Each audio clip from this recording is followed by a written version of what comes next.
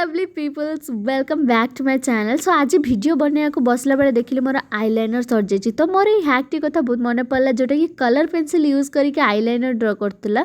तो मुझे सांगे सांगे more colour pencil आनली पानी रे 5 मिनट रखीदेली तापर एक आईलाइनर टाइप ड्र कली। आपन रिजल्ट देखंतु आपन निजे भी शॉक हो जिवे।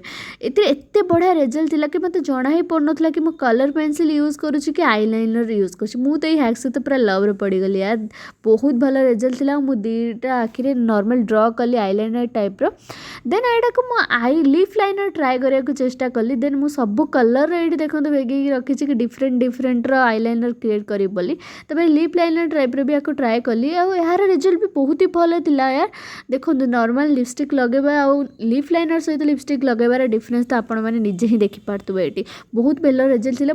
मते तो बहुत ही बढ़िया लागला। तो आपण माने ए जाय कोन करछु यार जहां तो कलर पेंसिल सहित लिफ लाइनर ट्राई कर।